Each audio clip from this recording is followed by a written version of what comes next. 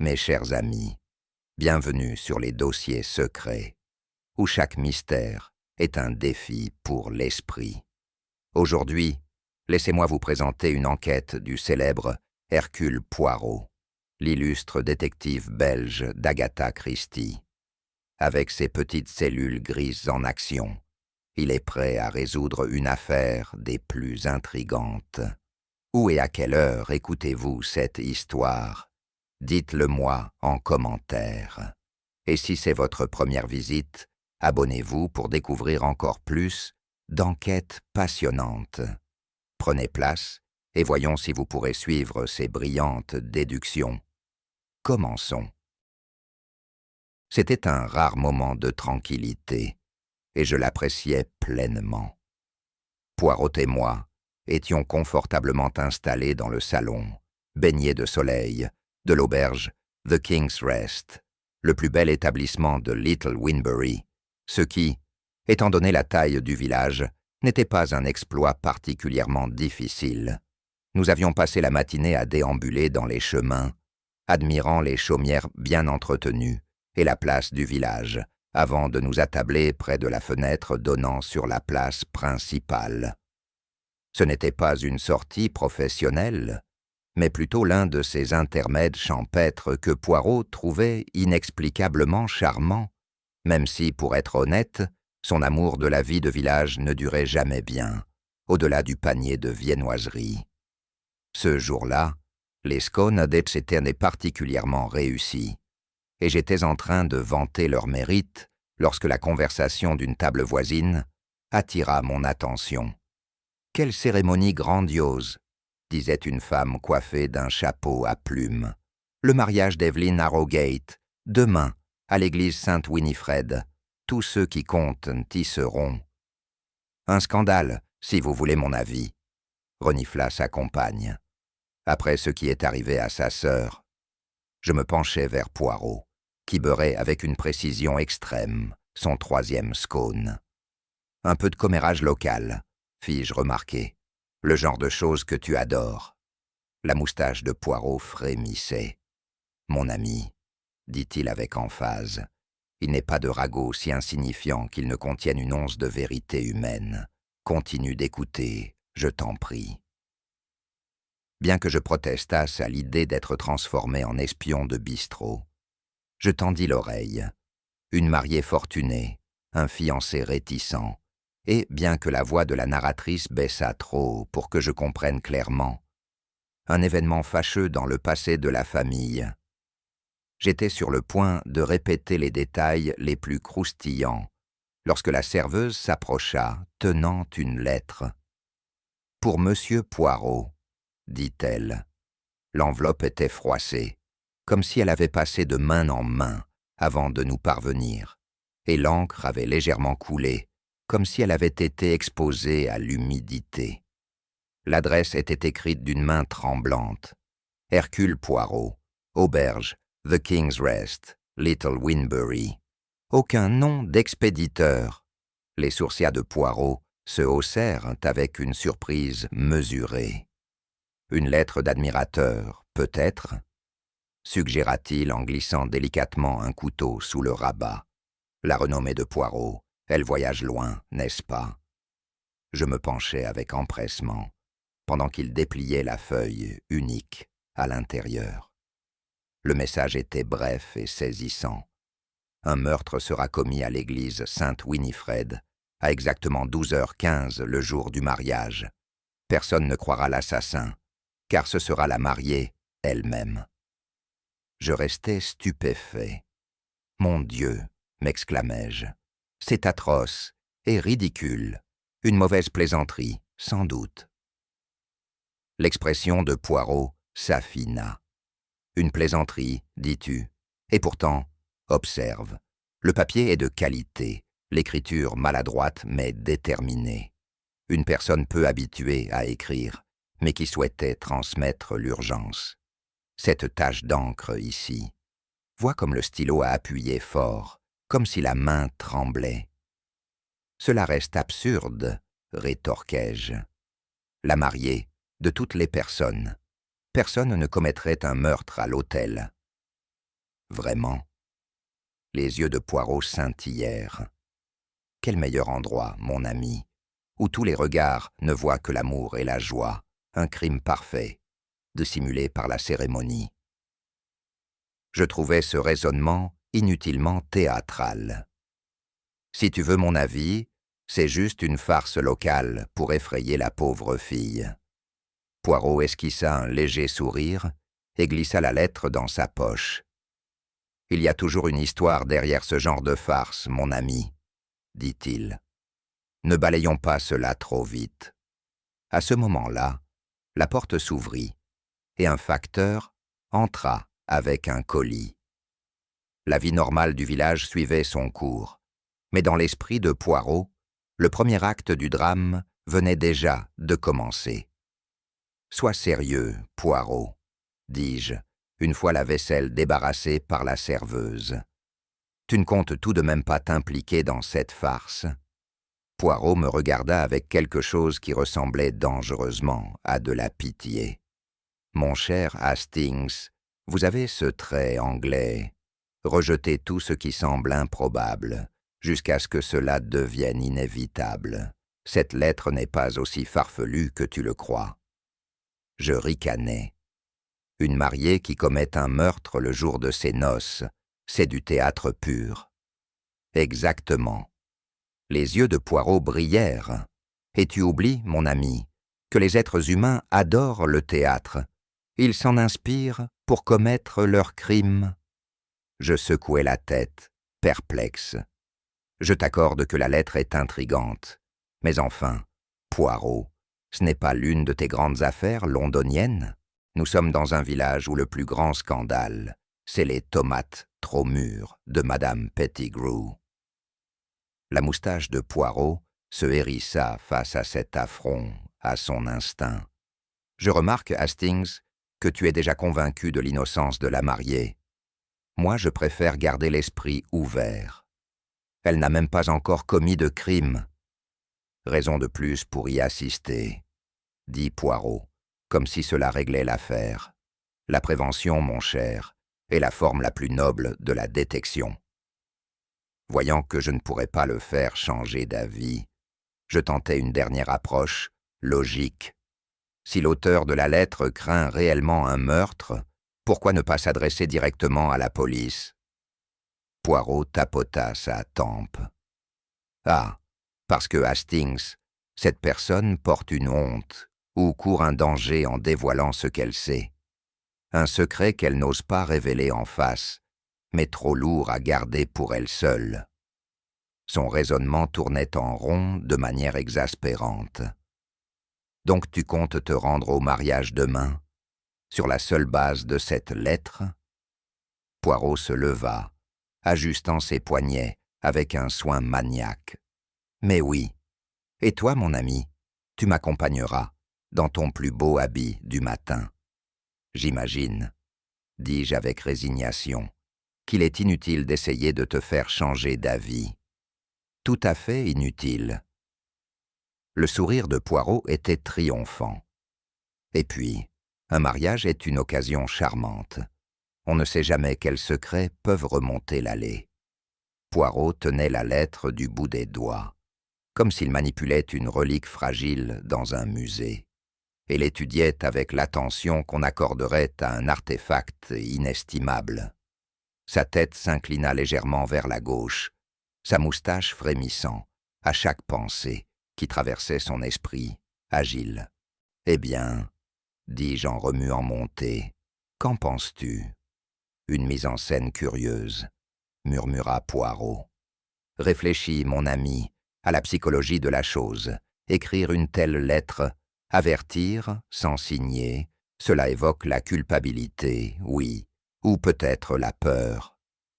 Ou une mauvaise plaisanterie, proposai-je, ne souhaitant pas être entraîné une fois de plus, dans une de ces théories labyrinthiques dont il avait le secret. Les mariages de village s'accompagnent toujours de quelques sornettes romantiques, malédictions, présages, vieilles querelles de famille. « Ah, mais regarde bien ici », dit Poirot en tapotant le papier. L'heure, notée avec précision, 12h15. Une telle exactitude. Ce n'est pas l'œuvre d'un romantique. Non, c'est la main de quelqu'un qui a répété ce moment encore et encore, jusqu'à ce qu'il ne reste plus que l'acte final. Je trouvais cela terriblement dramatique. Si tu veux mon avis, dis-je, tout cela ressemble à une tentative de faire peur à la mariée pour qu'elle annule le mariage. Peut-être. Les yeux de Poirot brillaient. Mais si tel est le but, pourquoi adresser la lettre à Hercule Poirot? Pourquoi faire appel au grand détective si l'on veut seulement effrayer? Je n'avais pas de réponse immédiate, et Poirot, voyant mon trouble, sourit avec une satisfaction exaspérante. « Tu vois, Hastings, dit-il doucement, déjà l'histoire s'enrichit. Qui voudrait la présence d'un célèbre détective à un mariage? À moins de vouloir que le crime soit vu, à moins de rechercher un public? Je ne pus m'empêcher de frissonner à cette idée. Dans l'esprit de Poirot, le drame avait déjà commencé. Le lendemain matin, Poirot se tenait devant le miroir de notre modeste chambre à l'auberge, ajustant sa cravate avec son soin habituel. Il avait choisi son costume de cérémonie gris, accompagné d'un foulard lavande pâle, beaucoup trop formel à mon goût pour un mariage de village où la moitié des invités porteraient des chapeaux empruntés. « Es-tu sûr de toi, Poirot ?» demandai-je, toujours peu convaincu que nous ayons la moindre raison valable d'y assister. Nous pourrions passer une journée tranquille, une promenade au bord de la rivière, peut-être, ou une partie de billard. Non, non, non. Poirot se retourna vivement, pointant un doigt dramatique dans ma direction. Une lettre a été écrite, un défi lancé. L'ignorer serait une insulte à mes petites cellules grises. « Mais si rien ne se passe ?» demandai-je. « Et si le mariage se déroule parfaitement bien ?» Les yeux de Poirot pétillèrent. « Alors, nous dégusterons du gâteau, mon ami. Mais je ne pense pas que ce sera aussi simple. Déjà, la main du destin se met en mouvement. » Je soupirai, résigné. Il était inutile de discuter une fois qu'il avait pris sa décision. Ainsi c'était décidé. Nous assisterions au mariage des Harrogate, que le meurtre décide ou non de se présenter. Le matin se leva clair et lumineux, le genre de journée que l'on pourrait qualifier de parfaite pour un mariage champêtre. Je dois l'avouer, mon humeur s'était nettement améliorée en découvrant l'église, au cœur de la place, ses vieux murs de pierre, à demi recouverts de rosiers grimpants. C'était exactement le genre de décor rural que j'imaginais pour ce genre de cérémonie, et l'espace d'un instant, j'osais espérer que tout se déroulerait sans incident. Poirot, quant à lui, était en mode paon, comme je l'appelais en privé. Son costume gris était repassé à la perfection, ses chaussures vernies brillaient comme des miroirs, et sa pochette, lavande, naturellement, avait été pliée avec une précision mathématique. Les villageois le regardaient comme s'il était un dignitaire en visite, mais Poirot, imperturbable, remontait l'allée de l'église, tel un général, inspectant ses troupes. « Observe, Hastings, » murmura-t-il, comme ils sourient, comme ils échangent des chuchotements. Tant de bonheur, oui, mais aussi tant d'envie, tant de petites rivalités. Sous chaque mariage de village, il y a un petit champ de bataille. J'allais protester contre cette vision inutilement cynique lorsqu'une femme corpulente, coiffée d'un chapeau à plumes, s'arrêta pour le dévisager. « Mais vous êtes... » « Oh, c'est bien vous. Vous êtes ce détective. Le beau-frère de ma sœur a lu un article sur vous dans le Télégraphe. » Poirot s'inclina profondément. « Hercule Poirot, pour vous servir. » Je compris aussitôt que la rumeur parcourait les bancs de l'église, avant même l'arrivée de la mariée. Les invités remplissèrent la petite église dans une joyeuse pagaille, les anciens amis se saluant chaleureusement, les plus jeunes échangeant des regards timides. Poirot et moi prîmes place au fond, ce qui lui offrait une vue parfaite sur toute l'assemblée, un choix qui, avec le recul, n'avait rien d'innocent. « Maintenant, mon ami, murmura-t-il, la pièce commence. » Je secouai la tête, amusé malgré moi. Seul Poirot pouvait transformer un paisible mariage campagnard en théâtre de drame.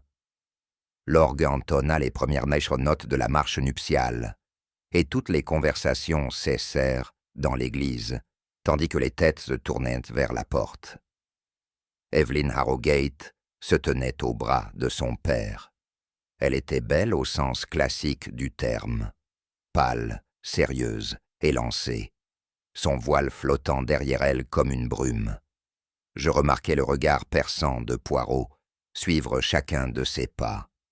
« Trop pâle, murmura-t-il, trop sérieuse. C'est une mariée, chuchotai-je en retour. Elles ont toujours l'air comme ça. Non, rétorqua Poirot, ce n'est pas le cas. La cérémonie débuta sans accroc. Le vicaire, un homme âgé au ton grave, prononça les paroles familières de bénédiction, et le couple se fit face, les mains légèrement tremblantes. Ce fut à ce moment précis, l'instant exact où Evelyn posa sa main dans celle de Charles Denbury, que l'horreur se produisit. Le visage de Charles se tordit brusquement. Ses genoux fléchirent, et dans un râle étouffé, il s'effondra sur le sol de pierre. Le silence éclata en un chaos total. Des femmes poussèrent des cris stridents. Les invités se précipitèrent. Evelyn resta figée, la main gantée encore tendue à l'endroit où son fiancé se tenait l'instant d'avant. Le vicaire, blême, murmura une prière à voix basse. Pour ma part, je l'avoue, j'étais complètement paralysé. Je n'avais jamais vu un homme mourir sur l'autel. Poirot, bien sûr, resta parfaitement maître de lui. Tandis que les autres s'agitaient inutilement, il glissa vers l'avant et s'agenouilla près du corps. « Regardez ses lèvres, Hastings, murmura-t-il. Elles foncent déjà. Du cyanure, très certainement. »« Du cyanure ?» répétai-je stupidement. « Mais qui ?» Poirot ne répondit pas. Son regard s'était déjà tourné vers la mariée, qui vacilla légèrement, avant de s'évanouir net, son bouquet projetant roses et rubans dans l'allée. Les invités, paniqués, commencèrent à murmurer avec inquiétude. « Elle l'a touché », dit quelqu'un. « Il est mort au moment où leurs mains se sont jointes. » D'autres chuchotaient des histoires de malédiction familiale, de secrets enfouis dans le passé des Harrogate. Poirot recula d'un pas léger, observant le chaos comme un peintre admirant une toile. « Ah !» dit-il doucement. « Le crime parfait, sous les yeux de tous. Quelle œuvre d'art, Hastings, c'est exquis. »« De l'art, c'est monstrueux » protestai-je. « Il faut appeler un médecin, la police ?»« Plus tard, » dit Poirot. « Pour l'instant, observons. » Même pendant que la mariée était emportée, pâle et inerte, le regard de Poirot parcourait la congrégation, lisant chaque visage, notant chaque réaction.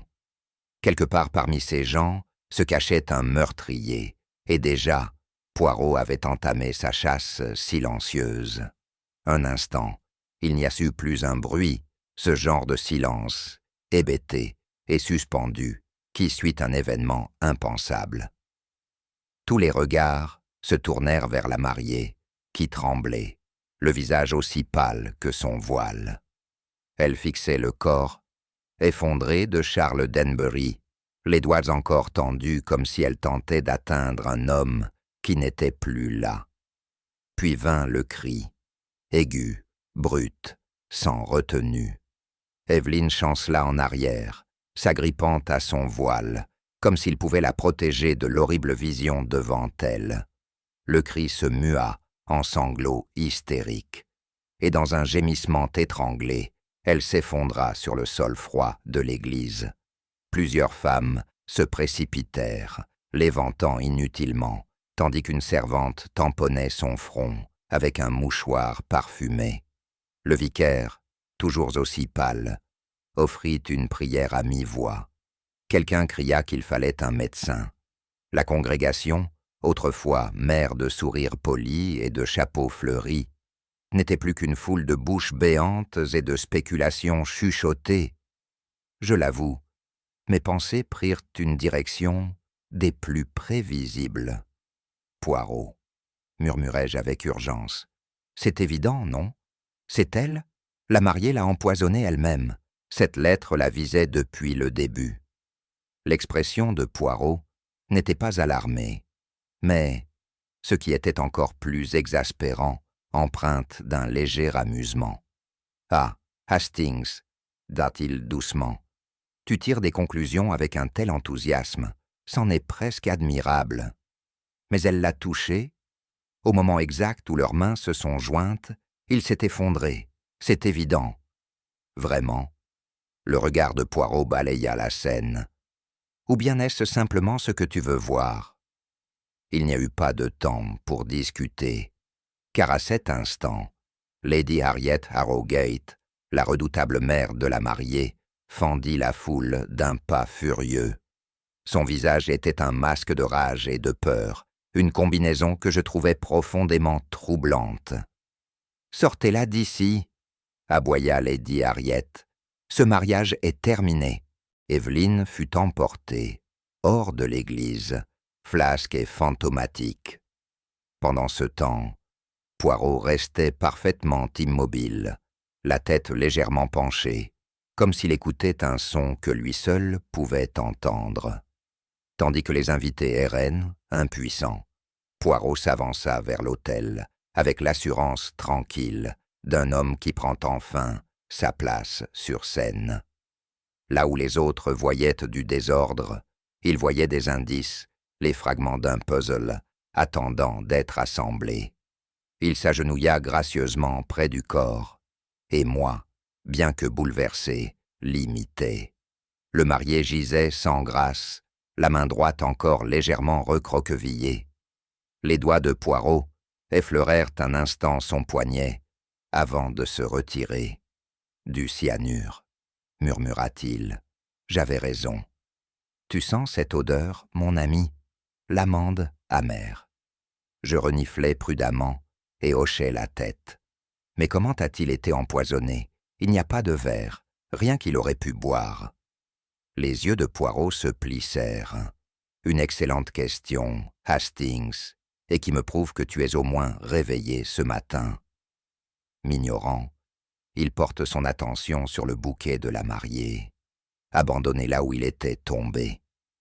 Ses doigts effleurèrent les pétales avec un soin inhabituel, s'attardant sur le ruban qui liait les tiges.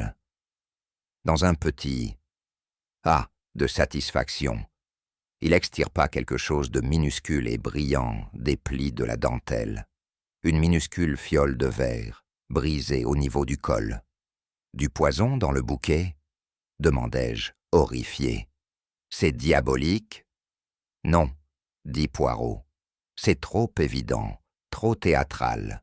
Ceci, je le soupçonne, est un cadeau laissé pour nous après coup, une manœuvre de diversion délibérée. » Il posa le bouquet de côté et se tourna à nouveau vers le corps du marié, les yeux plissés, fixant la main droite de Charles, celle-là même qui avait serré celle d'Evelyne. Poirot en déplia délicatement les doigts, révélant une petite marque rouge à la base du pouce. « Une piqûre, » dit Poirot à voix basse, comme celle laissée par une aiguille. « Mais pourquoi ?» Le doigt de Poirot se leva pour m'imposer le silence. « Chut, Hastings, ce sont les petits détails qui comptent. » Il se redressa brusquement, son regard balayant les bancs de l'église, s'arrêtant finalement à l'endroit précis où Evelyne s'était tenue. Sans un mot, Poirot traversa l'allée et s'accroupit près du banc de bois sculpté, passant lentement ses doigts le long de la surface.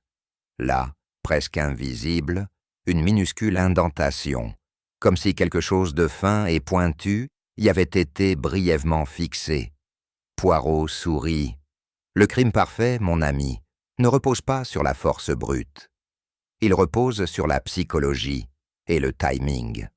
Que veux-tu dire? Poirot se contenta de tapoter sa tempe. Attend et observe.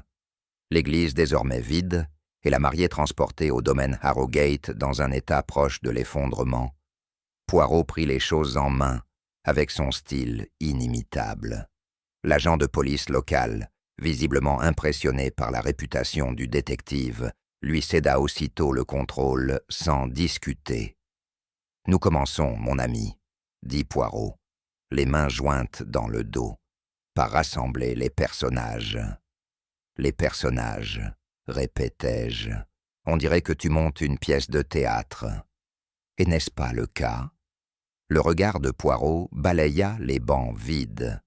Un mariage est une mise en scène, et chaque invité un comédien, et parmi eux, l'auteur d'un meurtre des plus ingénieux. Sur ce, Poirot dicta une liste au constable, énumérant chaque personne d'intérêt, avec la précision d'un homme construisant un château de cartes. D'abord, Lady Harriet Harrogate, la redoutable mère de la mariée. Une femme, nota Poirot, pour qui la réputation est plus précieuse que les bijoux. Vint ensuite Hugh Denbury, le frère cadet du marié, désormais héritier de toute la fortune familiale. Une fortune, ajouta Poirot, qui peut, pour certains, peser plus lourd que l'amour fraternel. Le troisième nom fut celui du vicaire, Ambrose Clenett, qui avait officié la cérémonie et connaissait les deux familles depuis des décennies. Un homme trop au fait, peut-être, et au cœur trop chargé de conscience. Enfin, mademoiselle Ruby Layton, amie d'enfance de la mariée, dont les mains tremblantes et les yeux gonflés n'avaient pas échappé à Poirot. Là où l'amour n'est pas rendu, germe toujours l'amertume. Alors que Poirot remettait la liste au constable, je ne pus m'empêcher de ressentir un frisson d'excitation.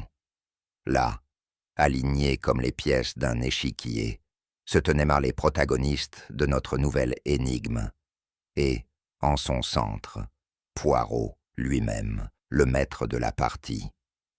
À peine une heure plus tard, Lady Harriet Harrogate fit irruption dans le salon du domaine familial, tel un cuirassé toute voile dehors. Même en deuil, sa présence dominait la pièce, du haut de son imposant chapeau jusqu'à sa main gantée qui broyait, un mouchoir en dentelle avec une force exagérée. « Je veux savoir pourquoi ma fille est traitée comme une criminelle », déclara-t-elle avant même que quiconque ait pu prononcer un mot. « C'est inadmissible. Evelyne est fragile, bien trop fragile pour être traitée de la sorte. » Poirot s'inclina légèrement. « Madame, vous vous méprenez. Aucune accusation n'a été portée. Mais il y a eu un décès, n'est-ce pas? Et tant que nous n'en comprenons pas la cause, nous devons poser certaines questions. Inconfortable. » Les narines de Lady Harriet se dilatèrent, mais elle s'assit, arrangeant ses jupons avec une précision presque féroce. « Allez-y, mais faites vite. » La voix de Poirot restait douce. « Vous approuviez ce mariage, madame ?» Il y eut une très légère hésitation. Charles Denbury était convenable. Malgré sa première épouse, le mouchoir se tordit violemment entre ses doigts. C'était un malheureux incident, et j'ai veillé à ce qu'il ne trouble pas Evelyne. « Ah !» dit Poirot, les yeux mi-clos. « Vous y avez veillé. Et pourtant, cela vous trouble encore. » Baliverne, coupa Lady Harriet. Evelyne n'en savait rien. Et si vous insinuez le contraire, monsieur, je vous ferai expulser. Le sourire de Poirot resta courtois. Bien entendu, madame. Mais alors que Lady Harriet quittait la pièce, ses pas claquant sèchement sur le parquet, je surpris dans les yeux de Poirot une lueur de satisfaction que je connaissais trop bien. Poirot, dis-je, tu l'as provoqué volontairement. Naturellement, dit-il. L'amour d'une mère, mon ami, c'est une force des plus dangereuses, et Lady Harriet aime non seulement sa fille, mais aussi son nom. J'étais prêt à protester, mais Poirot se préparait déjà à interroger le prochain suspect, son esprit galopant bien au-delà de mes capacités à suivre. Si Lady Harriet était entrée comme un navire de guerre, Hugh Denbury fit son apparition avec toute l'indifférence d'un homme convoqué à contre-cœur pour une corvée. Il était grand, anguleux, et donnait l'impression d'un homme habitué à traverser la vie sans jamais attirer l'attention. Un contraste saisissant avec le charme plus raffiné de son défunt frère. Hugues s'assit mollement, un coude appuyé sur la coudoir, comme si même rester droit lui demandait un effort qu'il ne jugeait pas utile. Je ne pus m'empêcher de ressentir une antipathie immédiate, non pas pour une raison précise, mais pour cette manière désinvolte qu'il avait de traiter la mort de son propre frère. Poirot, cependant, le traita avec une neutralité courtoise, lui proposant du thé, que Hugues refusa d'un « pas la peine » marmonné. « J'imagine que tout cela a dû être un choc » commença Poirot. « Pas vraiment » répondit Hugues. Charles avait toujours le don pour attirer les ennuis. Je haussai un sourcil. Voilà une façon bien froide de parler de son frère. Le sourire mince de Hugues n'adoucit en rien mon impression sur lui. Charles savait dans quoi il s'embarquait. Cette famille Harrowgate, dès le début, c'était des ennuis. Et pourtant vous avez assisté au mariage, nota Poirot. Il le fallait, dit Hugues d'un ton plat. Le devoir familial, tout ça. Le regard de Poirot s'attarda un instant sur les mains de Hugues, calleuses, mais d'une propreté impeccable, avant de revenir à son visage. « Et maintenant, monsieur, avec votre frère décédé, vous héritez de tout. » Hugues haussa les épaules avec indifférence. « C'est ce que les avocats disent. » Je m'attendais à ce que Poirot le pousse davantage, mais mon petit ami se contenta d'incliner la tête et de le remercier pour son temps.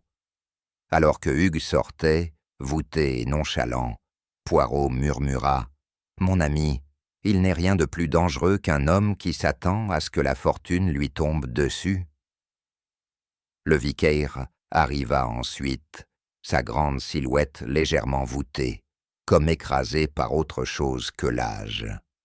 Il avait l'air accablé, comme un homme porteur de trop de secrets, et ses doigts s'agitaient nerveusement autour de sa soutane en prenant place.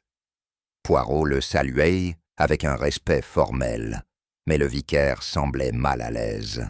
« Une telle tragédie, » murmura-t-il, les yeux baissés.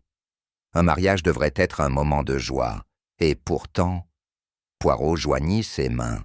« Vous connaissez les deux familles depuis de nombreuses années, je crois ?»« Depuis qu'ils étaient enfants, » confirma le vicaire, « et certaines des difficultés passées auraient peut-être dû être prises plus au sérieux. »« Quelles difficultés, monsieur ?» La voix de Poirot était douce, mais ses yeux perçants. Le vicaire hésita, puis dit à voix basse, « Les Denbury et les Harrowgate, leur union n'a jamais été judicieuse. » Il n'en dirait pas plus, malgré les questions, discrètes mais persistantes, de Poirot.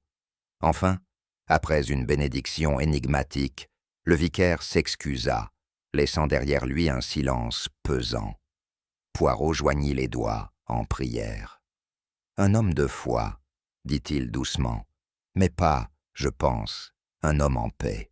Si le vicaire portait ses secrets comme des pierres dans ses poches, Mademoiselle Ruby Layton les portait à même le visage. Ses yeux s'étaient cernés de rouge, et ses mains tremblaient si fort que sa tasse de thé cliquetait contre la soucoupe. C'était une jeune femme frêle, avec l'allure de quelqu'un perpétuellement au bord des larmes, ou de la fuite, et pourtant, lorsqu'elle parla, sa voix fut étonnamment vive. Cela n'aurait jamais dû arriver, dit-elle, tordant un mouchoir jusqu'à le réduire en un nœud mou. Evelyne et Charles, tout s'est passé trop vite, c'était contre nature. Vous désapprouviez ce mariage? La voix de Poirot était douce, mais son regard implacable. La bouche de Ruby trembla. Elle ne l'aimait même pas vraiment. Ils se connaissaient à peine. C'était absurde. Pourtant, vous étiez la plus chère amie d'Evelyne, observa Poirot. Vous deviez vouloir son bonheur, non? Ruby laissa échapper un rire amer, qui se termina en un petit sanglot. Justement, je voulais qu'elle soit heureuse, mais pas avec lui. Je jetai un regard à Poirot, surpris par la véhémence de ses paroles. Mais mon ami se contenta de l'incliner poliment, en guise de remerciement à la fin de l'entretien. Alors qu'elle s'éloignait, l'expression de Poirot s'adoucit, mais ses yeux brillaient encore de spéculation. « Ah, mon ami, murmura-t-il, le cœur, c'est l'arme la plus dangereuse de toutes. » Poirot et moi restâmes au domaine, Harrowgate, bien après que le tumulte initial se fut dissipé. Les invités s'étaient dispersés en petits groupes chuchotants, échafaudant des théories folles, ou s'étaient éclipsés tout simplement. La mariée reposait dans sa chambre, sous sédation, tandis que Lady Harriet arpentait les couloirs comme un général inspectant la ligne de front. Ce fut au cours de l'un de ces moments de calme qu'une servante, le visage livide et les mains crispées, s'approcha de Poirot. « S'il vous plaît, monsieur, j'ai trouvé ceci », balbutia-t-elle, tendant une petite fiole de verre dont le col était proprement brisé.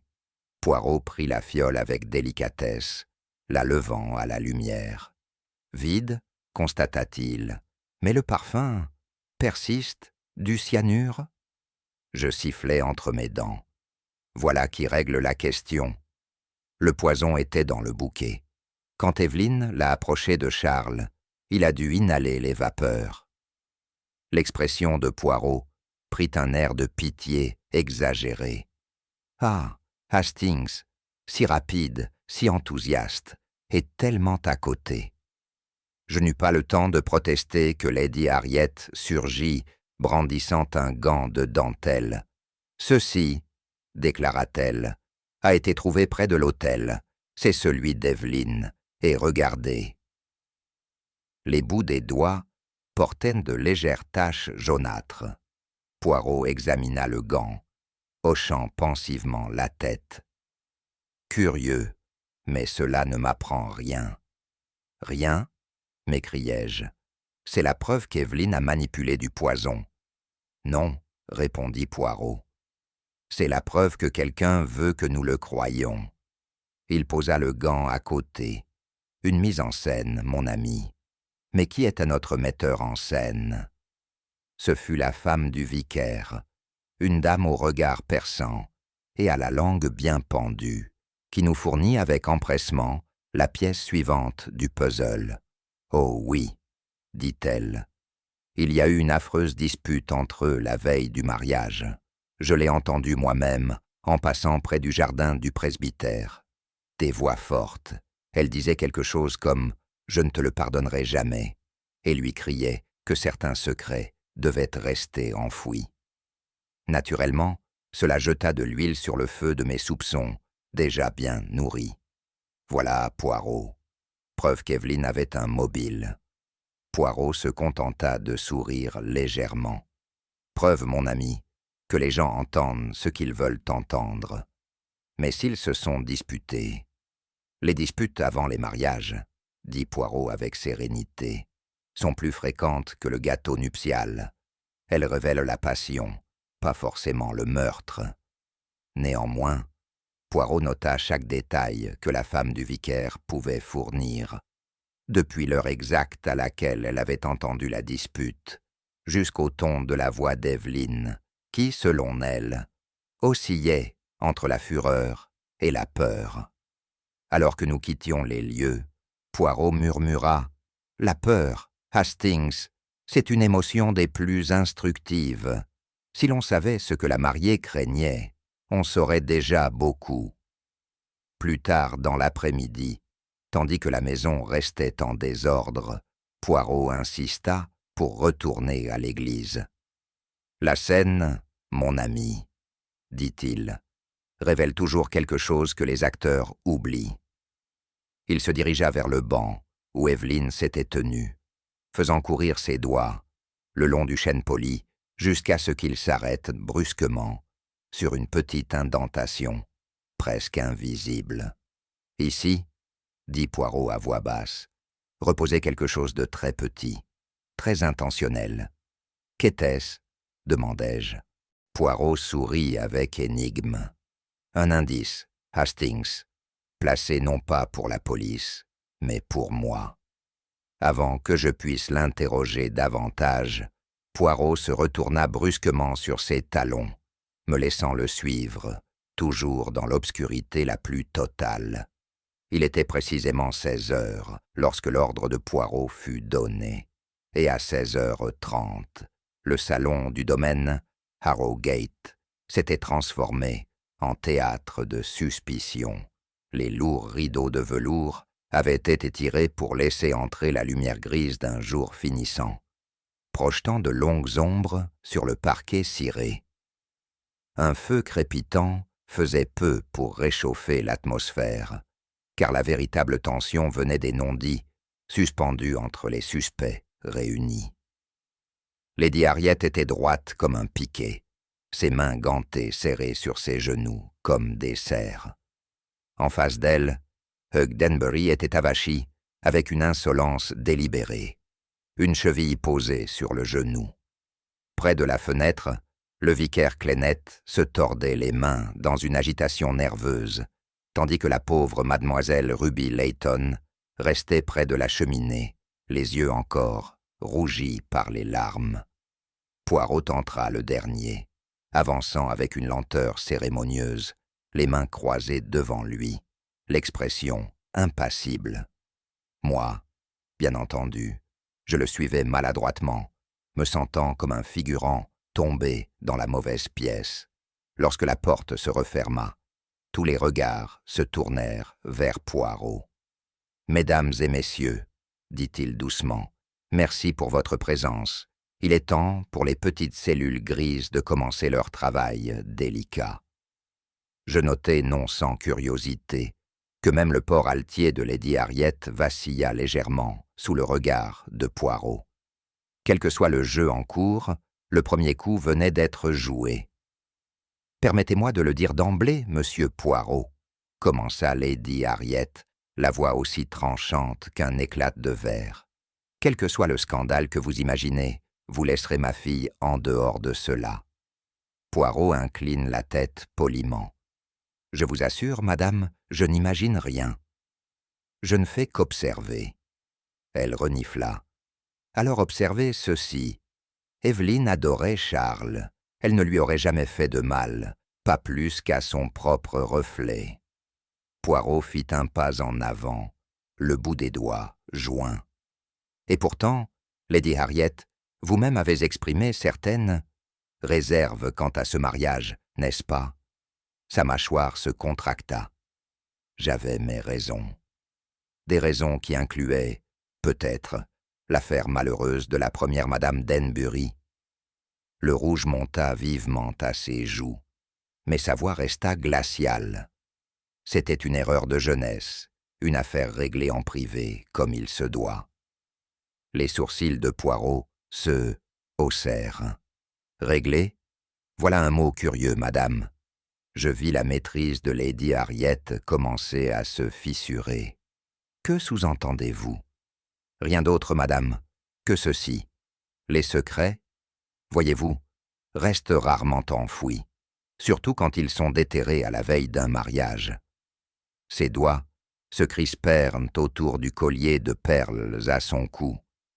Vous n'avez aucune preuve qu'Evelyn savait quoi que ce soit.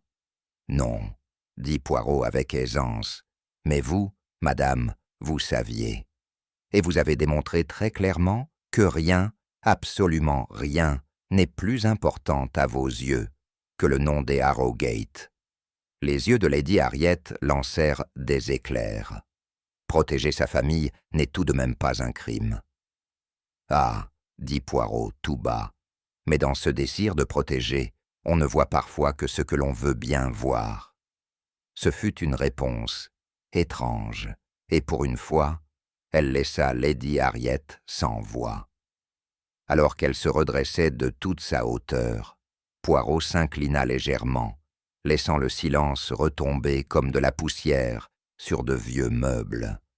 Si Lady Harriet incarnait la fureur indignée, Hugh Denbury était l'incarnation même de l'indifférence désinvolte. Il était affalé dans son fauteuil avec nonchalance, une main chassant un grain de poussière invisible de son pantalon. « Eh bien ?» lança-t-il d'un ton traînant. « Allons-y alors. Quelle est la grande théorie du grand détective? Que j'ai poignardé mon frère entre deux cantiques ?» Déjà irrité par son insolence, je pris la parole avant même que Poirot ne puisse répondre. « Votre frère a été assassiné. Cela ne vous touche pas le moins du monde ?» Le sourire de Hugues était mince. « Touché? Oh, je l'ai été, avant. » Mais Charles avait l'art de se fourrer dans des situations inextricables et comptait toujours sur les autres pour les résoudre.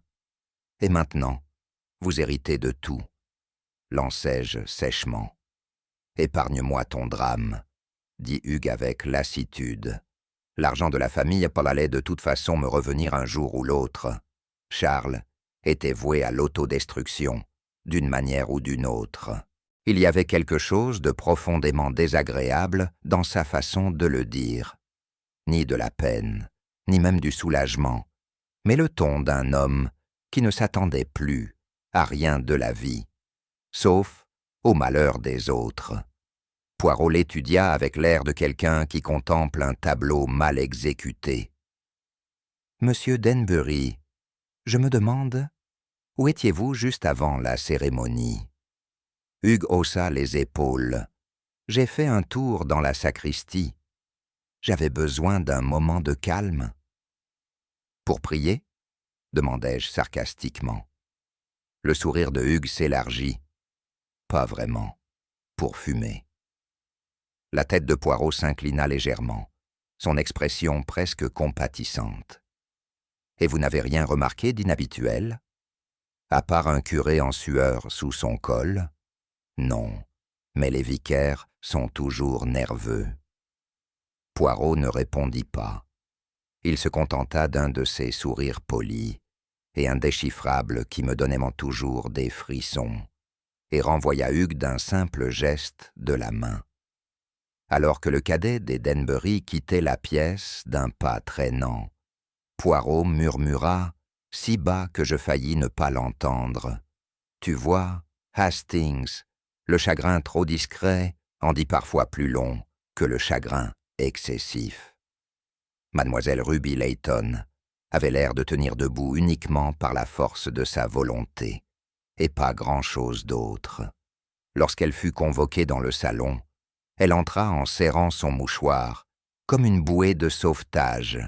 Ses yeux, encore rouges de larmes, balayaient nerveusement la pièce avant de se poser sur Poirot, et même alors, brièvement, comme si le regarder en face risquait de la faire s'effondrer.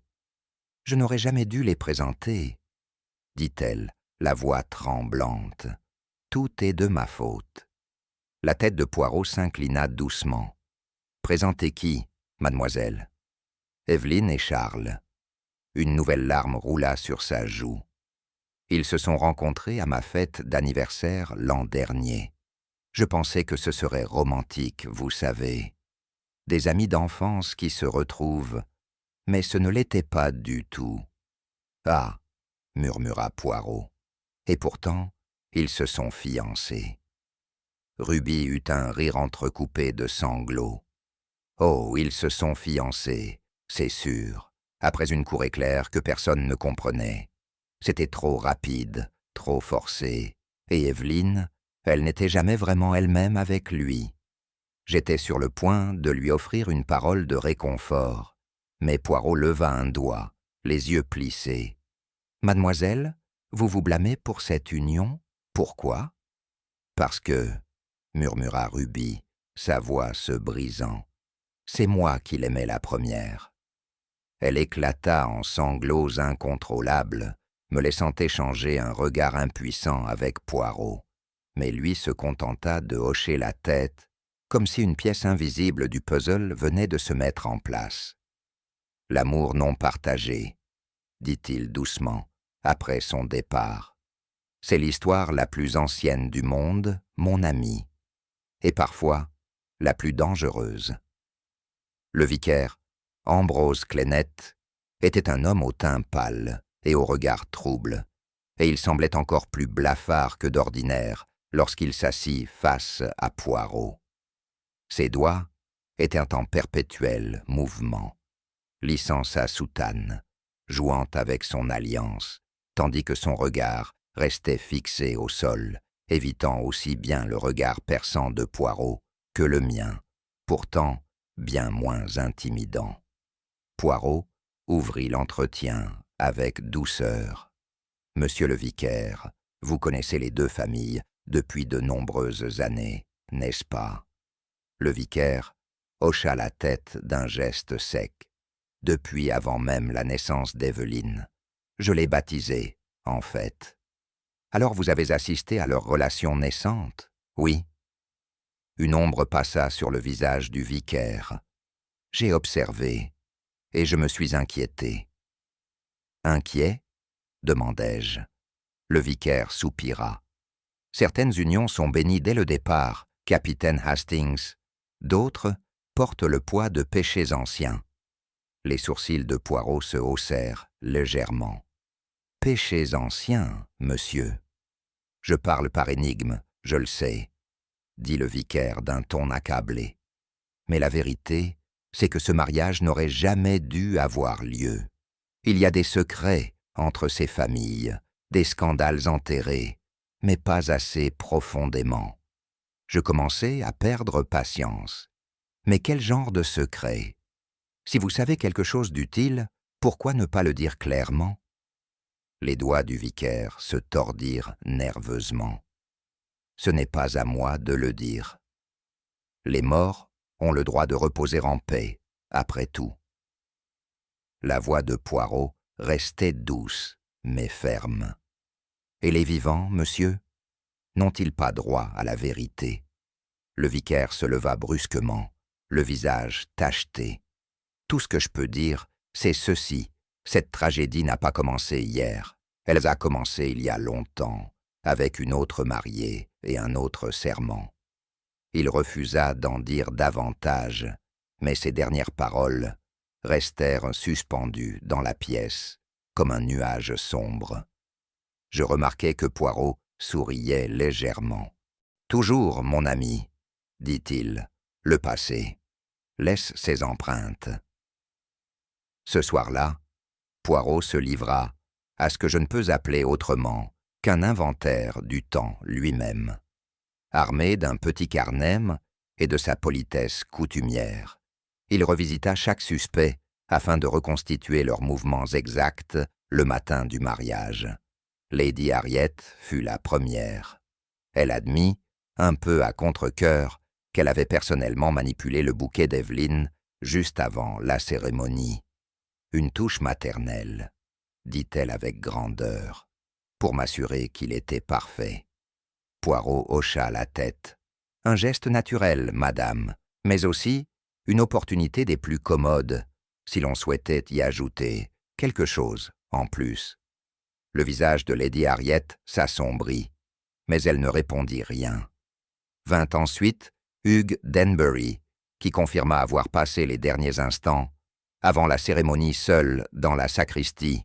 « J'avais besoin d'une cigarette avant que le cirque ne commence, » dit-il avec son habituelle désinvolture. « Et vous étiez seul tout le temps ?»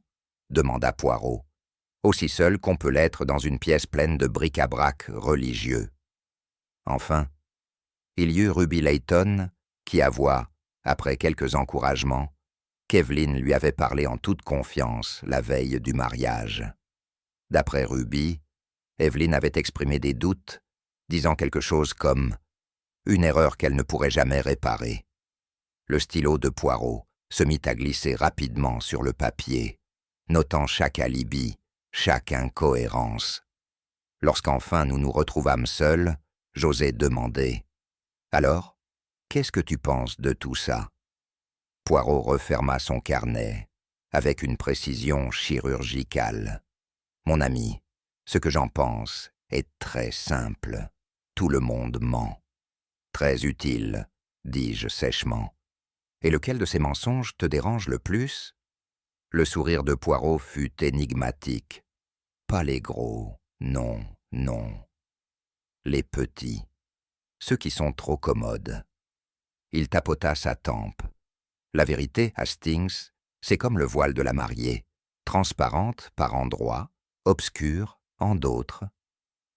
Mais si l'on soulève le voile sous le bon angle... » Il s'interrompit, les yeux brillants. « On voit tout. » J'ouvris la bouche pour exiger une explication plus claire, mais Poirot m'écarta d'un geste. « Patience, mon ami.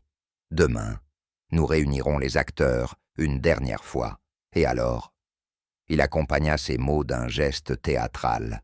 « Le dernier acte pourra commencer. » Le vicaire, Ambrose Clennet, n'était pas, par nature, un homme habitué au secret.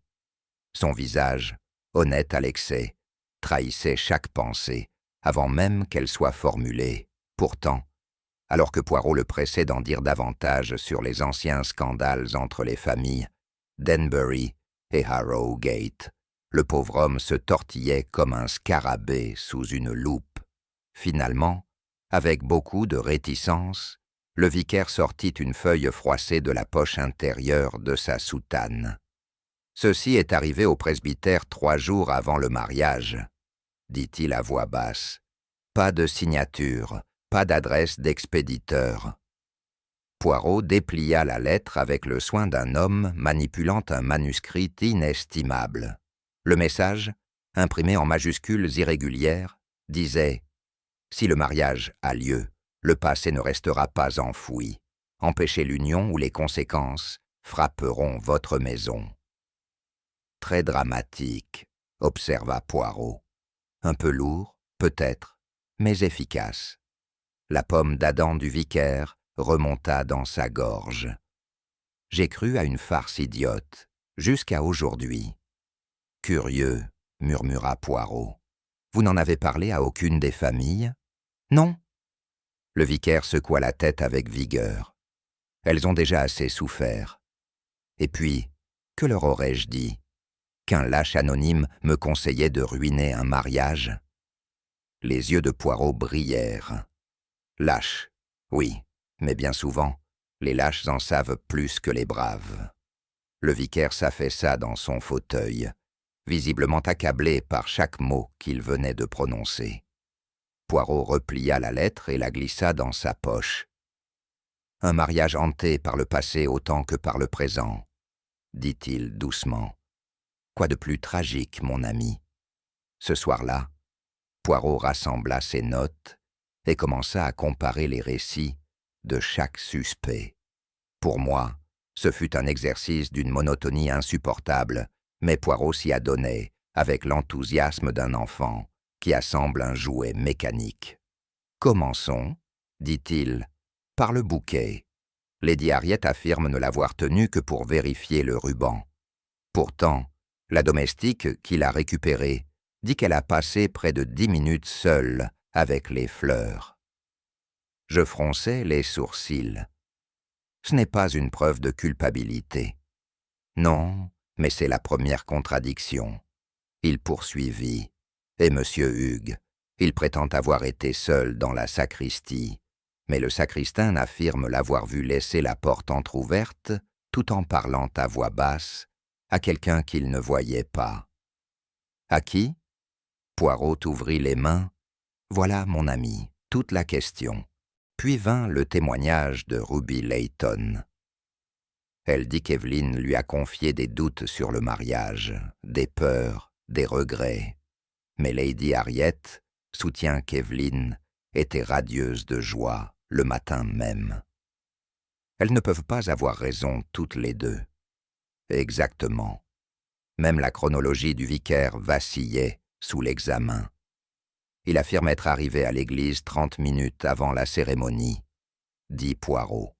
Mais un jeune livreur jure l'avoir vu courir dans l'allée, à exactement 12h10. C'est un peu juste, grommelai-je. Trop juste, dit Poirot à voix basse. C'est un tableau de petits mensonges, mon ami. Et les petits mensonges, une fois réunis, dessinent un tableau très révélateur. Les contradictions s'amoncelaient à chaque récit. Aucun alibi n'était parfaitement solide, aucun horaire entièrement vérifiable, et pourtant, aucune histoire ne semblait totalement fausse. La vérité, dit Poirot en tapotant sa tempe, vit entre les lignes de ces récits, dans les fissures où la certitude cède la place à la peur. Quand il termina son catalogue des contradictions, ma patience était au bord de la rupture. Tu as rassemblé une liste de demi-vérités et de détails sans importance, protestai-je en faisant les 100 pas. Mais sais-tu au moins qui a tué Charles? Poirot leva une amano.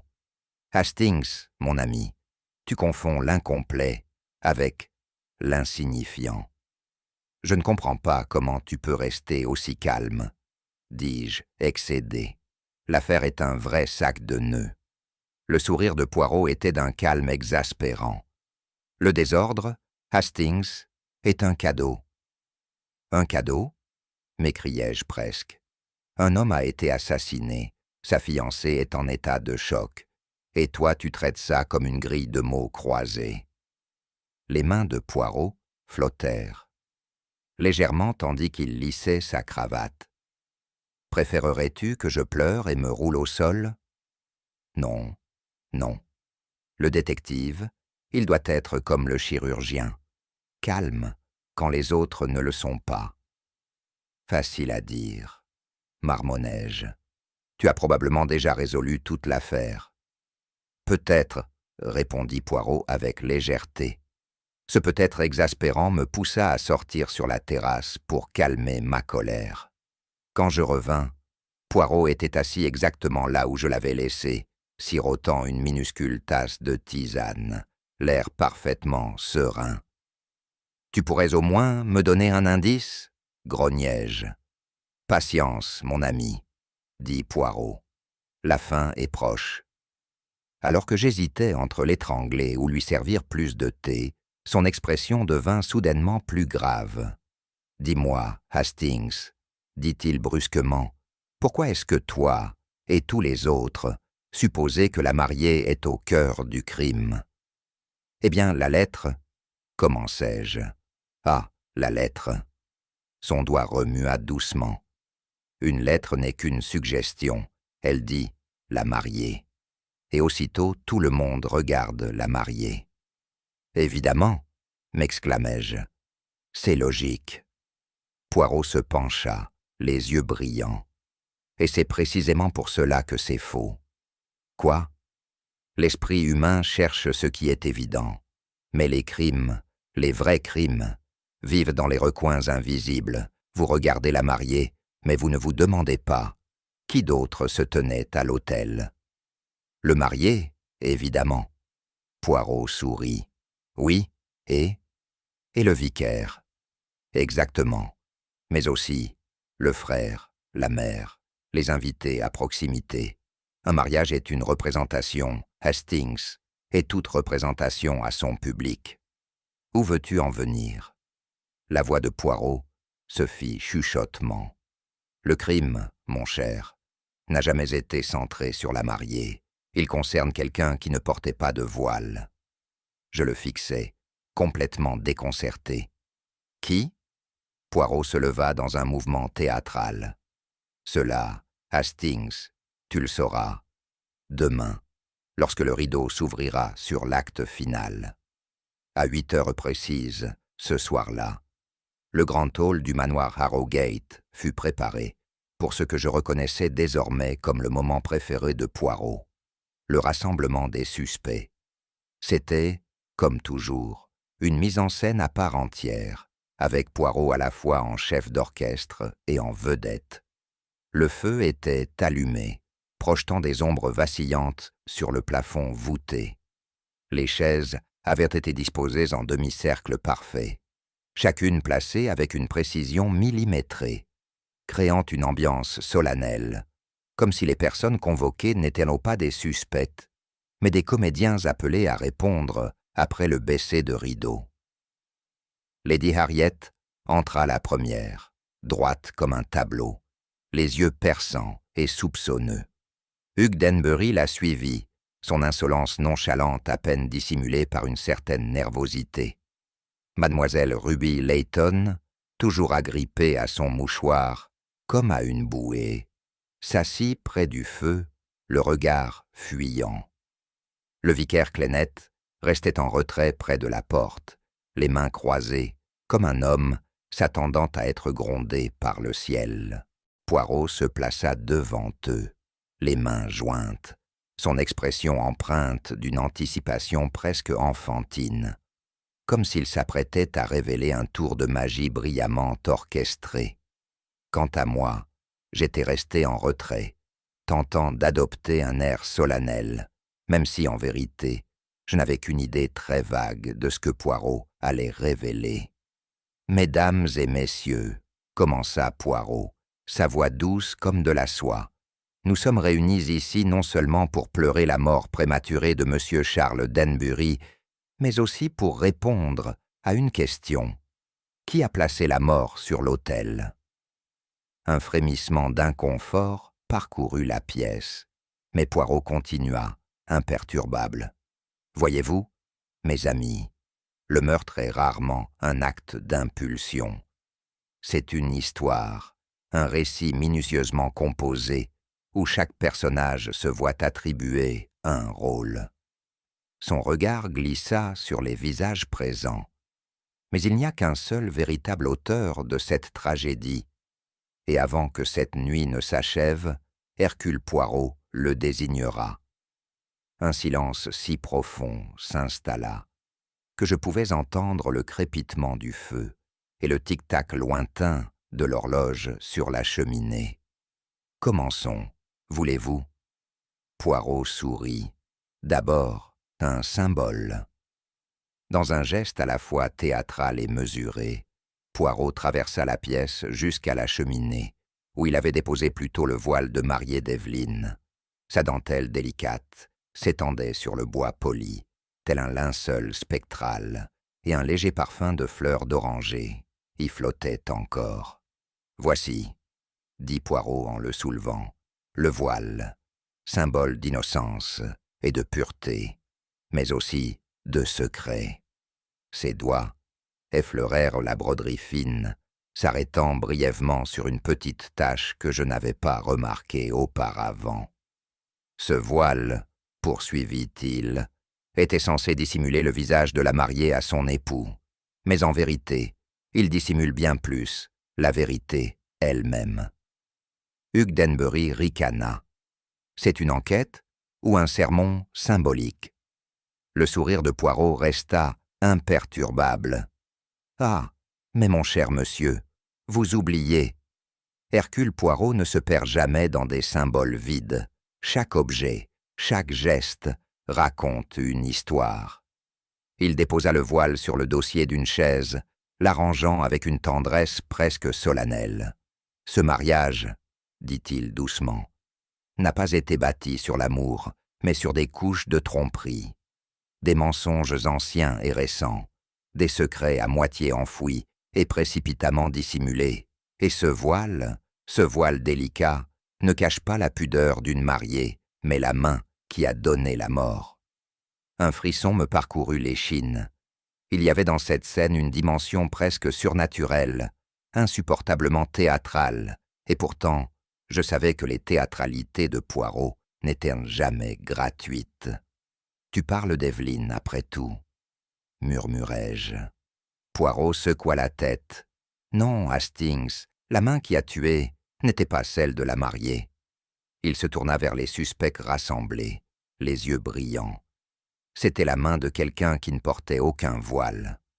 Poirot avait toujours été un maître dans l'art de révéler les vérités cachées, mais je ne fus jamais tout à fait prêt à voir la manière dont il désarma Lady Harriet. Assise dans le grand hall, droite comme à son habitude, les yeux étincelants d'indignation, elle dégageait une autorité féroce. Et pourtant, le calme imperturbable de Poirot était presque plus déstabilisant que sa fureur grandissante. « Vous accusez ma famille de cette horreur ?» siffla Lady Harriet, sa voix chargée de venin. « Vous insinuez que moi, je pourrais être coupable d'un acte aussi monstrueux. Comment osez-vous, monsieur Poirot ?» Poirot, parfaitement impassible, se pencha légèrement en avant, les mains jointes. « Madame, je n'insinue rien. Je ne fais qu'observer. Et ce que j'observe, c'est une femme prête à tout pour protéger sa famille. »« Protéger ?»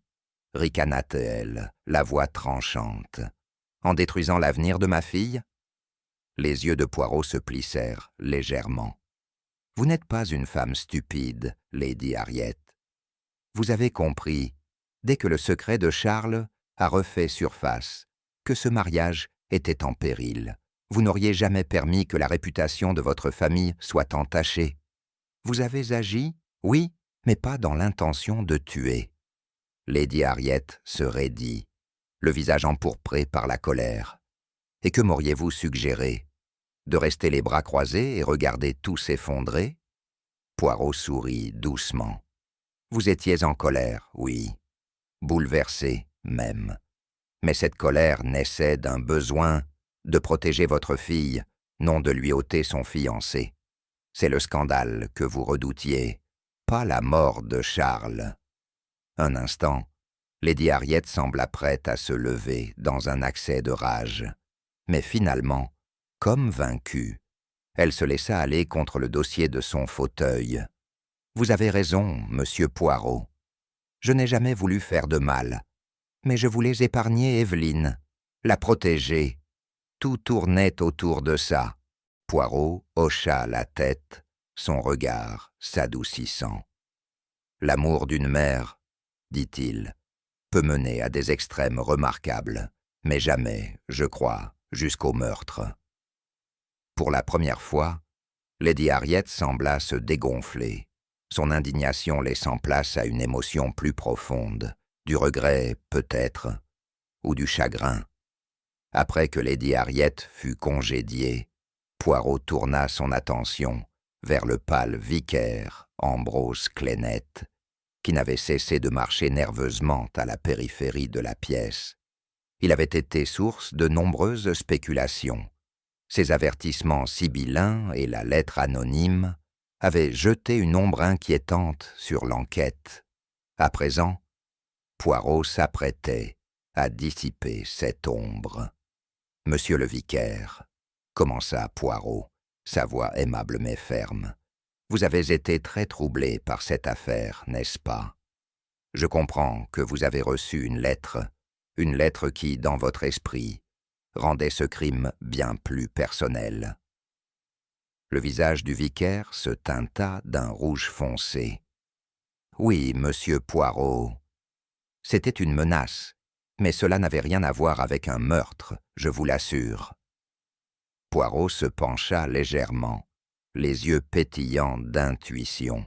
« Dites-moi, monsieur, que disait exactement cette lettre, et qu'exigeait-elle » Le vicaire hésita longuement, puis finit par parler. C'était une lettre de chantage. Elle ne concernait pas Charles, ni Evelyne, ni leur mariage. C'était quelque chose d'autre, une faute ancienne, que je pensais enterrer, refaisait surface. Poirot sourit, sa voix douce. « Une faute ancienne?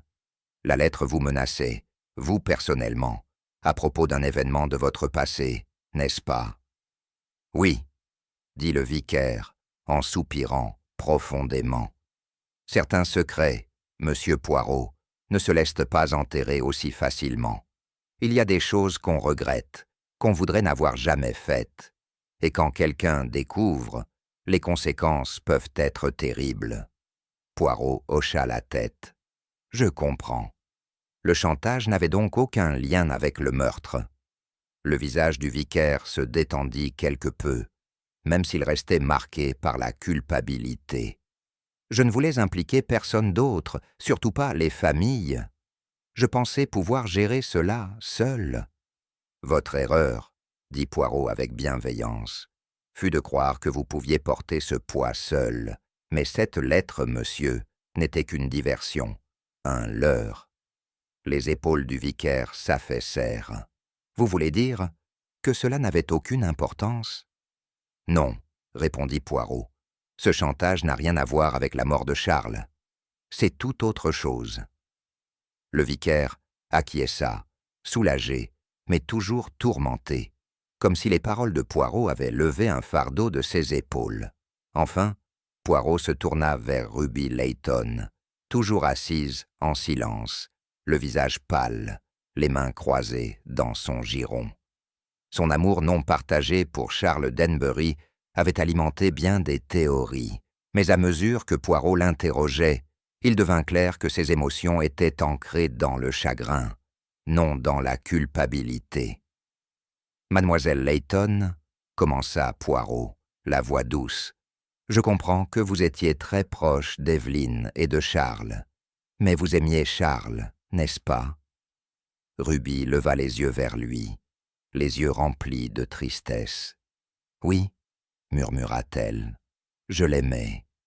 J'ai toujours cru qu'on finirait ensemble, mais je n'étais jamais assez bien pour lui. » Poirot hocha la tête avec compassion. « Et quand Charles s'est fiancé à Evelyne, cela a dû être douloureux. » Ruby essuya ses yeux en hochant la tête. « J'ai essayé d'être heureuse pour elle, vraiment. Mais je ne pouvais m'empêcher de penser qu'il m'avait choisi, elle et pas moi. » La voix de Ruby tremblait tandis qu'elle poursuivait. Je pensais que si je pouvais lui faire comprendre combien elle le blessait, alors peut-être que les choses changeraient. Poirot prit un instant, considérant soigneusement ses paroles. « Mais vous ne souhaitiez pas faire du mal à Charles, n'est-ce pas ?»« Non, » s'écria Ruby, secouant la tête. « Je n'ai jamais voulu lui faire du mal. Je l'aimais. Je ne savais pas quoi faire de tout ce que je ressentais. Je ne supportais pas l'idée de le perdre pour toujours. » Poirot sourit doucement. « Mademoiselle Layton, vous auriez pu avoir un mobile pour blesser Evelyne, mais vous n'en aviez pas les moyens. » Ruby fronça les sourcils. « Les moyens ?»« Le cyanure, » précisa Poirot. « Vous n'y aviez pas accès. Vous n'étiez pas en position d'administrer le poison. » Le visage de Ruby s'empourpra de soulagement, bien qu'une ombre de culpabilité persistât dans ses yeux. « Je ne l'ai pas fait, Poirot. Je ne pouvais pas. » Poirot hocha la tête. « Je le sais. Vous aviez le cœur brisé, oui, mais vous n'êtes même pas une meurtrière. Les moyens de commettre le crime ne vous étaient jamais accessibles. » Ruby expira un souffle tremblant. « Merci, » murmura-t-elle, la voix brisée. Le regard de Poirot était empreint de compassion, mais restait ferme. « À présent, tournons-nous ailleurs. Le véritable meurtrier est tout proche, mon ami. » L'atmosphère se chargea d'électricité. Poirot se tenait devant les suspects rassemblés, ses yeux perçants, allant de l'un à l'autre, son aura plus imposante que jamais. L'heure n'était plus aux allusions ni aux détours. Le moment était venu de révéler la vérité. Il posa son regard sur Hugh Denbury, affalé dans son fauteuil, apparemment aussi désinvolte qu'à l'accoutumée. Mais son expression, complaisante, distante, presque indifférente, était, en réalité, la clé même de sa culpabilité. « Hugh Denbury, » commença Poirot d'une voix nette, brisant la tension comme un couteau, « c'est vous qui avez tué votre frère. » La pièce sombra dans un silence absolu. Je levai les yeux, stupéfait. Le poids des mots de Poirot s'abattit sur la pièce, comme des pierres jetées dans un puits. « Quoi » La voix de Hugues était basse, mais un frémissement trahissait une nervosité qu'il n'avait pas montrée jusque-là. « C'est absurde. Vous ne pensez pas sérieusement que… » « Si, » l'interrompit Poirot, son ton inflexible. « Vous, Hugues, aviez tout à gagner. Votre frère, Charles, était un obstacle, le seul obstacle entre vous et la fortune familiale. » Hugues se tortilla sur son siège. « Vous n'avez aucune preuve. » La main de Poirot balaya l'air dans un geste théâtral. « Ah, mais si, monsieur. Vous saviez parfaitement manipuler la situation, semer le doute. Dès l'instant où Evelyn Harrogate est devenue la cible, vous étiez prêt. Vous saviez que si votre frère l'épousait, la richesse des Denbury ne vous reviendrait jamais. Vous auriez dû attendre que Charles meure, sans épouse. » Les mots claquèrent, comme un coup de tonnerre. Le visage de Hugues se vida de sa couleur, et pour la première fois, je vis la peur dans ses yeux. Poirot se tourna vers moi, sa voix calme mais assurée. « Tu vois, Hastings, le geste d'un meurtrier n'est que rarement brutal. C'est une affaire de précision, de planification. Et Hugh Denbury, monsieur, planifiait cela depuis des mois. » Je fixai à nouveau Hugues. Son masque s'effondrait. Son attitude insouciante avait disparu, remplacée par une panique à peine contenue. Poirot se pencha légèrement, son regard désormais braqué sur Hugues. « Ah, monsieur, revenons au commencement. La clé de votre plan ne résidait pas seulement dans la mort de votre frère, mais dans un mariage bien plus ancien. » Hugues se figea. « De quoi parlez-vous » demanda-t-il, la voix soudain et aiguë. « Evelyn Harrogate, » poursuivit Poirot, avait été mariée autrefois. Dans un élan de jeunesse, elle s'était enfuie avec son premier amour. Il croyait le mariage annulé, mais il ne l'était pas. Voilà le squelette dans le placard, la seule chose qui aurait rendu son mariage avec Charles nul et non avenu. À ces mots, le visage de Hugues se tordit de terreur véritable. « Comment avez-vous appris cela » Poirot eut un sourire léger. « Ah, ce n'est pas la bonne question. La vraie question, monsieur, c'est… Pourquoi ne vouliez-vous pas que votre frère l'apprenne ? Un mariage, voyez-vous, n'est pas seulement une affaire de sentiment, c'est aussi une affaire légale. Si l'on découvre que la mariée est déjà mariée, l'union peut être annulée. Et dans ce cas, Evelyn n'aurait eu aucun droit sur l'héritage. » Les lèvres de Hugues s'entr'ouvrirent, mais aucun son n'en sortit. Poirot conclut, la voix plus douce, mais triomphante.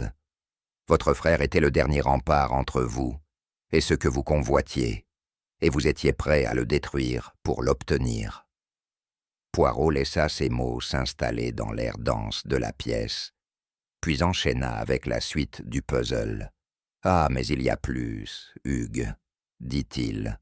« Vous n'avez pas attendu que Charles meure de cause naturelle. Non, monsieur.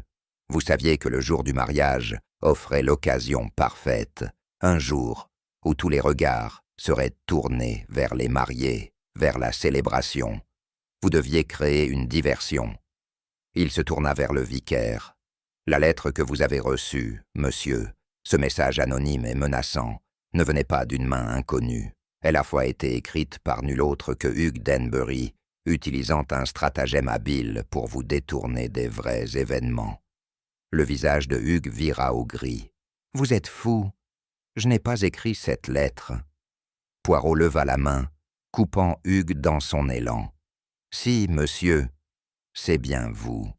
Vous deviez vous assurer que le vicaire serait distrait. Vous vouliez que toute l'attention se porte sur Evelyn. » Puis, se tournant vers les autres, son regard balaya le groupe avec une satisfaction contenue. « Et ensuite, vous avez pris le cyanure, Hugues, et vous l'avez dissimulé dans le bouquet de la mariée. Vous avez mis en scène l'empoisonnement de façon à faire croire qu'Evelyn l'avait administré à Charles. Le crime parfait, n'est-ce pas ? La voix de Poirot se fit légèrement moqueuse. Hugh tremblait visiblement à présent, bien qu'il s'obstinât encore, avec de moins en moins de conviction. « Vous inventez tout ça. Je n'ai pas. »« Vous l'avez fait, » trancha Poirot, d'un ton sans appel. « Et vous l'avez fait avec brio, permettez-moi de le dire. Mais la vérité, monsieur, finit toujours par faire s'effondrer les stratagèmes, même les plus astucieux. » Son sourire prit une nuance presque amusée, alors qu'il enchaînait sur l'indice final. « Ah, mais il y a un dernier élément, mes amis.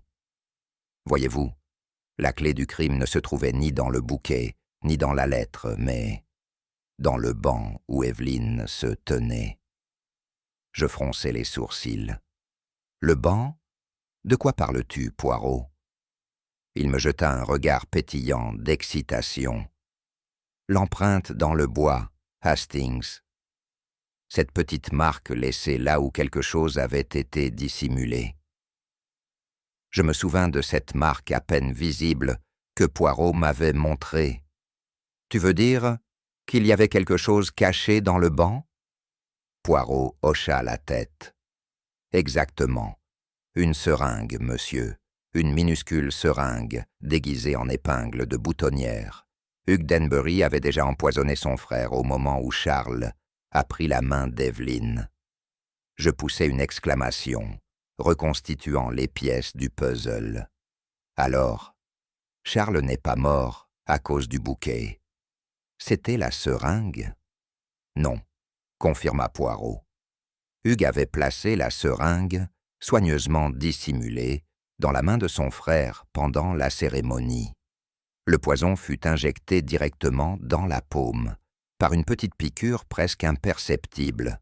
Le reste, comme on dit, n'était que mise en scène. Un silence pesant s'abattit sur la salle. L'ampleur de la déduction de Poirot se faisait sentir comme un orage approchant. Hugues, incapable de nier davantage, baissa les yeux vers ses mains, le visage blême de peur. La pièce était figée, l'air épais de tension.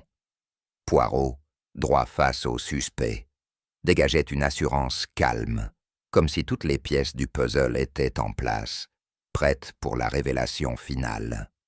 Hugh Denbury, affalé dans son fauteuil, avait perdu toute son arrogance. Ses yeux, fuyants, cherchaient une échappatoire, mais il n'y en avait plus. « Poirot, » murmura Hugues, la voix tremblante, « vous savez tout, n'est-ce pas ?» Le sourire de Poirot était doux, presque compatissant. « Je sais ce qu'il faut savoir, monsieur. Mais vous savez tout. » Le teint de Hugues vira au gris. Il porta une main à son front, comme pour dissiper le poids de la vérité. Mais il n'y avait plus d'échappatoire. Je n'ai jamais voulu que ça aille aussi loin. Je pensais juste que je pouvais tout arranger. Charles était un poids mort. Il avait tout ce que je voulais, et moi. Il s'interrompit, la gorge nouée par la honte. « Continuez, Hugues, » dit Poirot d'une voix douce. « Dites-nous ce que vous avez fait. »« Je l'ai empoisonné, » murmura Hugues, à peine audible. « Je savais que le mariage serait l'occasion parfaite, un événement public où personne ne soupçonnerait quoi que ce soit. Je pensais que si je pouvais me débarrasser de Charles, tout me reviendrait, l'argent, le domaine, tout. » Poirot hocha la tête, son visage impassible. « Et vous avez tout mis en scène avec soin, monsieur. Le bouquet, la lettre, la confusion. Tout était conçu pour désigner un autre coupable. » Hugues acquiesça tristement, son aveu achevé. « Je suis désolé, » dit-il, mais sa voix n'exprimait pas de réel remords, seulement un soulagement, celui d'un homme qui sait que la partie est terminée. Alors que les mots de la confession planaient dans la pièce, Poirot se tourna vers moi, son expression pensive, mais sereine. « Tu vois, Hastings, » commença-t-il, sa voix douce mais lourde de sens. « Un mariage est un rituel. Il est prévisible, presque mécanique. Tout est codifié, les vœux, les gestes, les promesses. Et dans cette prévisibilité, on trouve l'opportunité. Je fronçai les sourcils. Je ne vois toujours pas ce que ça a à voir avec le meurtre. Poirot esquissa un sourire discret. Ah, mais c'est là tout le génie, mon ami. Un mariage est un moment où tous les regards sont tournés vers les mariés, vers la cérémonie, les symboles d'amour et d'union. Cette focalisation générale en fait la scène idéale pour un crime. Les invités sont distraits, absorbés par le rituel, aveuglés à la vérité la plus simple. Il se tourna de nouveau vers Hugues. Il ne s'agissait pas seulement de tuer, monsieur. Il s'agissait de comment vous l'avez fait. Vous avez exploité l'idée que ce jour devait être heureux, alors qu'en réalité, c'était le décor parfait pour une tragédie. Je hochai lentement la tête, comprenant enfin combien le cadre, la solennité de la cérémonie, son côté théâtral, avait servi le crime. Il était facile d'imaginer comment un homme aussi froid et calculateur que Hugues avait pu s'en servir pour orchestrer un meurtre. Une chose simple, poursuivit Poirot. Un geste en apparence innocent devient l'arme idéale. Dans un mariage, chaque geste est attendu. Mais ici, un seul geste, la poignée de main, s'est révélée bien plus dangereuse qu'on ne l'aurait cru. Poirot se posta devant les suspects rassemblés, les yeux brillants d'intelligence.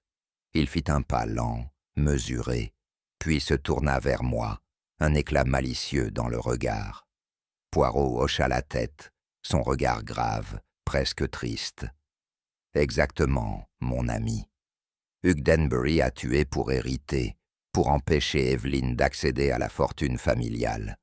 Mais ce qu'il ignorait, c'est qu'elle n'y avait jamais eu droit. Je restais figé, abasourdi. C'est insensé. Non, Hastings, c'est tragique. » Poirot baissa la voix. Il a commis un crime parfait, oui, mais un crime inutile.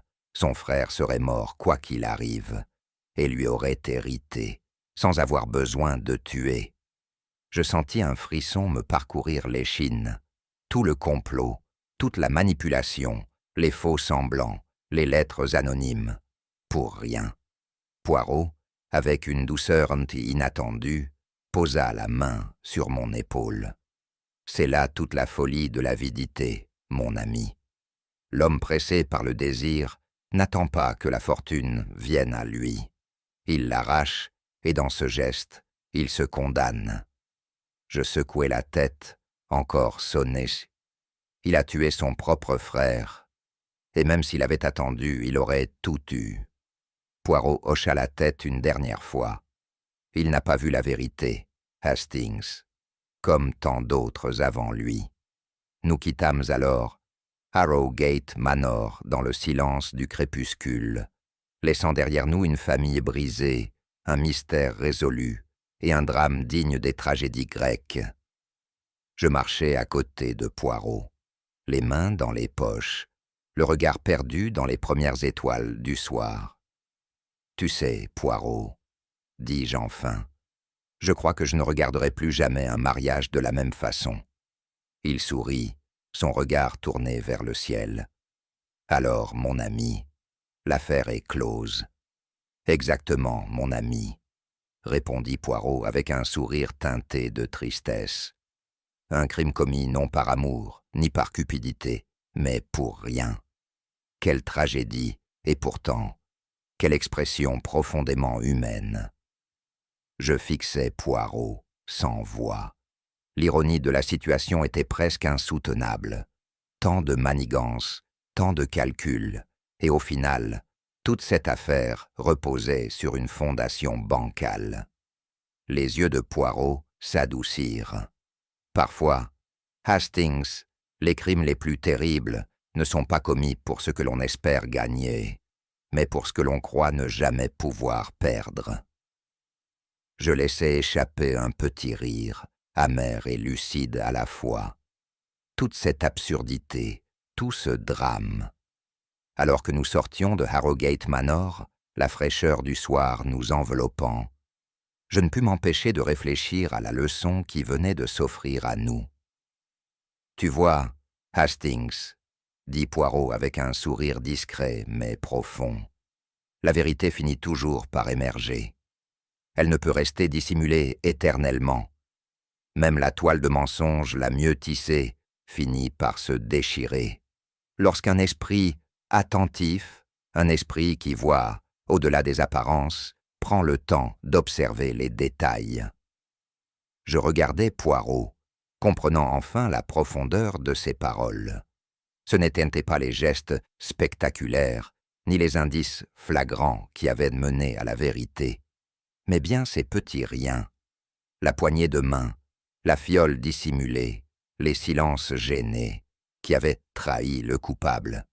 Parfois, mon ami, ajouta Poirot avec une touche de théâtralité, les réponses les plus simples sont les plus difficiles à voir, mais elles sont toujours là, attendant que l'on prenne le temps de les observer.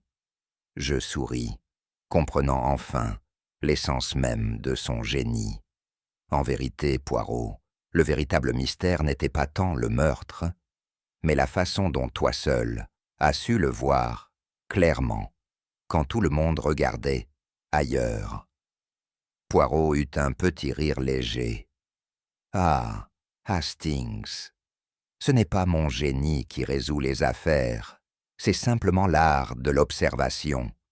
Voir les choses telles qu'elles sont, non telles que nous voudrions qu'elles soient. » Sur ces mots, nous nous engageâmes sur la route, laissant derrière nous l'histoire tragique, mais éclairante, du mariage d'Henbury. Un crime né non de la passion, mais de cette forme de cupidité sourde qui sommeille là où on s'y attend le moins.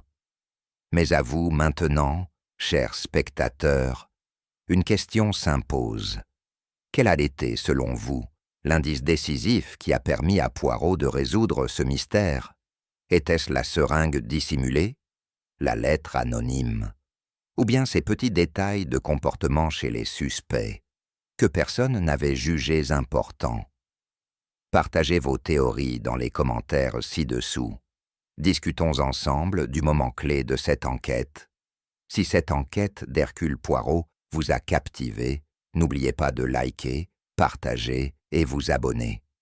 Votre soutien nous aide à donner vie à de nouvelles histoires chaque jour. Et croyez-moi, le prochain mystère arrive très bientôt. D'ici là, souvenez-vous, chers amis, ce sont toujours les détails qui révèlent la vérité.